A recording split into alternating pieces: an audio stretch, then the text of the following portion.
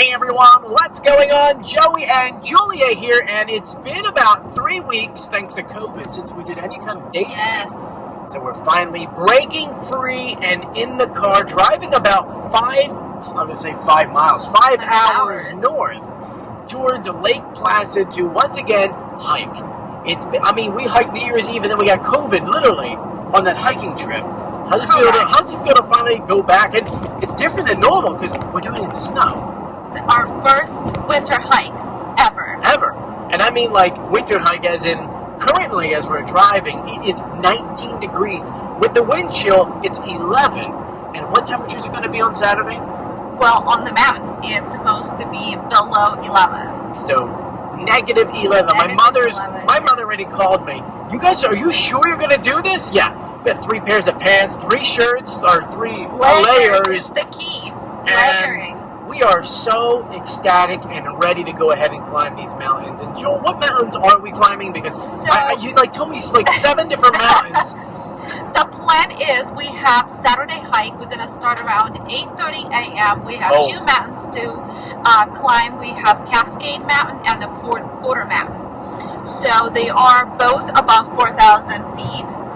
So it is going to be cold. It is going to be cold. Windy. Because the summits of Cascade and the Porter are sort of exposed. There's no trees. It is going to be windy, and it is going to be interesting hike. On Sunday, we're supposed to do a haystack. But we are not sure because Lake Placid and Lake Placid area had a snowstorm a few days back. And I've been checking online on numerous Facebook pages to see if the trails have been broken in. But so far, nothing. So I really do not want to go to 4,000 feet in a waist deep snow to break in the trail. So we will see once we get there. The one thing everyone's got to understand is that this is different than regular mountaineering or just going and climbing mountains, because doing it in this kind of condition where some areas might have 3 feet of snow. Is it packed? Has someone already gone through and what's it called? Ruin the trail is what they call it? Breaking the trail. So we have to get different equipment. So you're talking about crampons, you're talking about snowshoes and poles and all these other things that you would normally not have with you. Like we're going to be boiling water, so we have a jet boil. It just adds a lot of weight to your backpack. So it's more than just the summer, when you can just get your water bladder of 2-3 liters, you make sure you hydrate, you get light layers and sunblock, and of course your 10 essentials. But for winter hikes, the 10 essential becomes 30. And now you have crampons, they're extremely heavy. You have thermos with boiling water that is also heavy. So there's a lot of things, a lot of different things, and so I figured we're going to go ahead and vlog this weekend for you guys. So if you haven't done so yet, please subscribe, turn on notifications, and give this video a thumbs up, and wish us luck, because I'm cold just thinking about it. I know, right? Well, let me tell you something, though. Yeah. We're just going to see how we feel once we get there, just because we're not going to push it if we don't feel right, and I've always said that. If you get to the trail and you're just not feeling it, you just bail. don't think you can make it, just turn around. The mountain is always going to be there to climb. You may not. So play it safe. Play it safe. If you're not feeling it, just turn back around and go home. You can come back later. So enjoy the ride, guys. Yes. Let's do this. And as we're driving there, you can see there's snow on the ground, and we're still about 3.5 hours away. So imagine how much snow is going to be up towards Lake Placid. And let's talk about how it's 15 degrees out. 15! Let's go! It is currently 10 degrees out. We're using the bathroom real quick, about probably an hour and 10 minutes away. But snow on the ground and a cold Julie up front. It's a rest area, by the way. Look how cool. It is negative 8 degrees out, and we're finally at the hotel. Let's go up. So we are getting packed up for tomorrow. A lot of different gear than what you guys seen before. This time we have snowshoes because it did just snow, and we don't know if the trails have been broken in or not. So we've got snowshoes here. These ones are mine. Julia's are under there in her bag. We have our crampons, which we expect for it to be very icy, and crampons get put underneath your shoes. You can see the spikes here, and that will keep you from sliding. So depending on what's going to happen, we're going to bring both of these. So if it's icy, crampons, or the micro needles actually, micro spikes. And if it's deep snow, probably, if it's anything more than 3 feet of snow, we're probably not going to be able to do that trail, but we should be fine. And then Julia has her regular crampons, which I don't think that, I mean, look at these monsters. I don't think we'll need these ones. But because it is going to be -11 when we start, we had to get our hydro flasks ready to go. Normally, we have our big packs here of water. The problem with these things is that the tube will freeze. When it's -11 out, anytime water is out longer than a few minutes, it freezes automatically.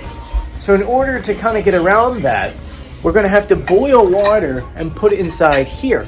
Now this will keep things very warm for about 8 hours. And our hike should be about, how many hours they want to be? 3? Our hike should be about 4. That's about if 4. we make stops, you know, to eat, to rest, because you also do not want to sweat, because once you sweat, that attracts the cold. And this you might is, get hypothermic faster. This is about 1.18 liter, which I have to say, very light, because normally we go with 3 liters of water. Yeah, this is actually So, really light. So what we're going to do is, we're going to still put, gonna have the packs in to boil our waters. we'll do boiled water for our food. So we're going to do about 1 liter of water in our backpacks without the actual hose. And then once we get to the top or wherever, we have our jet boil. A jet boil is, it looks like this underneath of it. It actually comes apart and you can actually boil water. There's a whole mechanism and a whole heated thing you can put underneath of it to heat up. Yep. There's the canister. There's a canister, which you put underneath of it, which you light, and then we're pretty much good to go. This one has a self-lighter, so that actually helps out. Here is Julia's snowshoes. She's got her black diamond. Look at this. Look how scary this thing is. Okay, well this girl's training for Rainier, so she needs, that's what that's for and this for, which I don't think that she needs, but now we have a million layers of clothes and other stuff, and we have our freeze-dried food. So, emergency food and a couple other things. Emergency blankets. Look at this. Pasta primavera with grilled chicken. We've got new goggles because it's supposed to be extremely windy, and you need something to go ahead and block that ice. When that ice and snow is flying in your face, you have to be prepared. It is no fun. But this is what our gear looks like for the moment, and then we're gonna start packing it all away. So we are all packed and ready to go. This is Julia's pack. This is my pack. Yes, she's got a lot more stuff. That's why hers is bigger. But we need to go to sleep and wake up in a few hours. So here we go. Good morning, everyone. It is a beautiful Saturday. Look at this. This is a lake that is completely frozen. You see mountains in the background. We are so ready to start hiking. For those asking, what is the temperature? If you look right now, it says it's -7, but it feels like -14. That's cold. But no, we are ready to go. We've got so many layers on. I got 2 jackets plus 2 shirts and my undershirt. So that is good to go. We got 3 layers of pants. We've got the monster boots. All the gear's ready to go. Micro needles, the snowshoes, you name it. We are so ready. And it's funny because it seems like every time that Julia and I come up here to hike, we always wind up getting a conversation with a local, and they always like warn us. It's always like, "Oh, you're going there? Are you sure?" Yeah, yeah. It was part of the 46ers. I know a 46er, and they're always like, "Oh my God, 46er, by the way, is the peaks here, up how many there are, and if you do them all, you become a 46er." Well, long story short, it's just always funny. The last time they were yelling at us, "Well, you don't have a paper map. You're going to lose it all." We were fine then. We're going to be fine now. Just going to be a little bit colder than normal. I'll tell you one thing. Definitely not going to be overheated. Anyway, we're going to go ahead and hit the car and start going. We have our hydro flasks filled with boiling water. Should hold for a while. And tons of water. So let's do it. Heading to the car. Getting to the trailhead. Look at all that gear she's got, man. Woof. Well, it turns out our car froze overnight. The brake fluid seems to be low, even though it's not. There's a malfunction with all of our special features of the car, and the car won't even let us move. Too cold. We are on the road and mountain bound. It's about 20 minutes from our hotel, and the temperature seems to be picking up a little bit. It's only -1 now. Not too shabby. So this is Cascade Mountain right there. That's the one we're gonna hike. And it doesn't look that bad, considering that's what, 4,000? And in Ukraine we did about, is that almost 8,000? So it's actually not that bad, but it's in the snow. Remember, in the snow, that's where the big difference is. So a couple of ground rules for you guys before we start climbing this. First and foremost, I will try to vlog a little bit. Probably not the whole thing, because I've learned in the past that iPhones, which will be at a body temperature because it can be inside, as soon as it hits something cold like the snow or something, the screen cracks. So that's a no-go. Next thing is, because it's so cold, the second that you take a glove off and skin's exposed, it's not good. So we will do everything in our power to not go ahead and do that. You can see that we have our gaiters and everything, and then we'll have our goggles. So the only thing you're really going to see, actually, there really is going to be no skin. It's going to be exposed. So, you know, we're playing it safe. And like right now, we've been out of the car for a minute. My fingers are like starting to freeze. So we're going to start at the trailhead over here on the side of the road and get started. We have about 30 pounds worth of gear, because you always have to have your emergency stuff and our regular stuff. And we haven't put snowshoes on or micro spikes because we have to see what the conditions are like. But I'm putting my gloves on and we're starting the hike. There's a sign. Here's a sign, and here's the trailhead. So here we go. First steps in.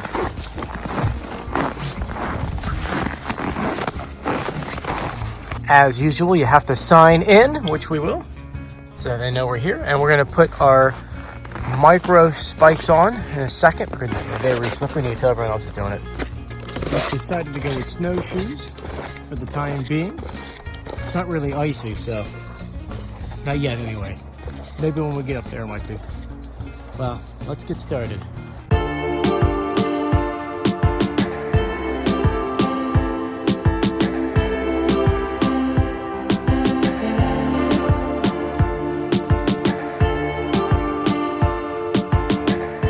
Julia and I are laughing because, I mean, there's not too many people on the trail. There's like maybe 7-8 cars down there, but every time you pass someone, it's the same exact conversation. Beautiful weather, no wind, no clouds in the sky, perfect visibility. You can see Canada from here. It's like, enjoy the hike.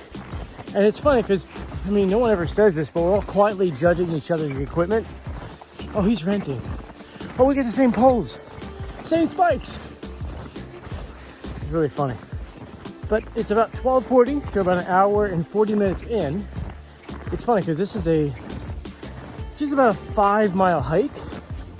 If it wasn't snowy, we could probably knock this out in 2 hours.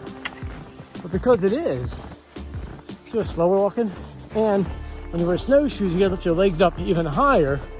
And when you're walking through snow, you lift your feet up even higher. So it's like, whew, we'll probably burn something like 1,800 calories just today. Maybe more, right? So, and here we're out of breath because the elevation is changing very rapidly. You see, it's going all the way up. Yeah, 3,500 feet, so, whew, let's go.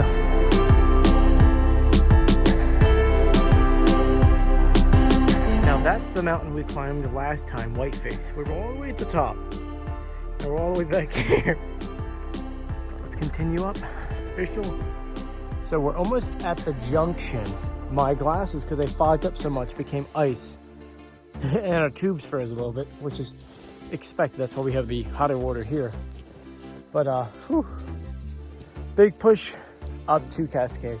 I don't know if we'll hit Porter, but all depends on any temperature, weather, and we're really sweating through our clothes, so you don't want to be up here sweaty.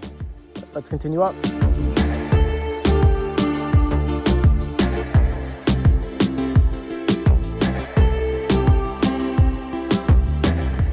Well, folks, we finally made it to the top of Cascade Mountain. See over in the distance, back that way, over there is Lak Placid and Whiteface Mountain. You can go up like a little more over there, but the wind is starting to pick up. It's getting really, really cold out. It's still -1, and I mean, we still have some time until the sun sets, but I don't know if we want to hit Porter Mountain to get another one on the 46, which is literally that mountain right there. All I have to do is go back to the junction down there, cross over. It's like another half mile one way and back. And then we still have about 2 miles back down to the car, which can't see it's on the other side of that ridge over there. But this is beautiful. So let me flip the camera around for you guys.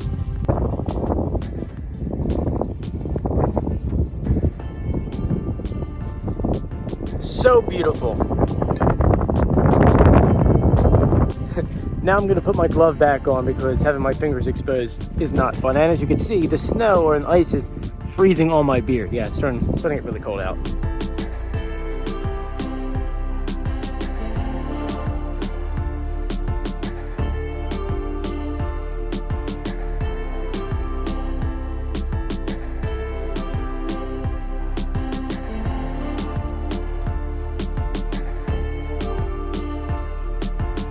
We're almost at the bottom. We found this frozen waterfall. It's tiny, but it's really cool. Let's go ahead and finish. You can hear the cars. They're like right there. Well, folks, we made it finally back to the box. How you feeling? Oh, happy, tired. Happy, tired? Exhausted. You look a little tired. Well, sign out so we can get out of here. We're now on the side of the road, walking back to the car. And, it hurts to bend over. When you do, you kind of just fall over. So we now left our spikes on. There's a little icy in the road. But so far, but so close. So we are back in the car. I'm exhausted. I'm so tired. So 4 hours of climbing today. Totally worth it. All the equipment we got, up the code, everything we did. You know, your hair froze at one point. It's still frozen? Yeah, no, it's not, but it's... All my hair here was all ice at one point. It was so windy and so cold on top. -1 on the top. I cannot believe how it's still steaming. It's also funny because we got Starbucks. It's frozen as a... It's... it's frozen. Okay, Hydro Flasks are sick. Yeah, not a sponsor. Not at all. We just got them because of amazing reviews. We've been hiking And for 4 hours. We also haven't had a hot container. That's the main reason.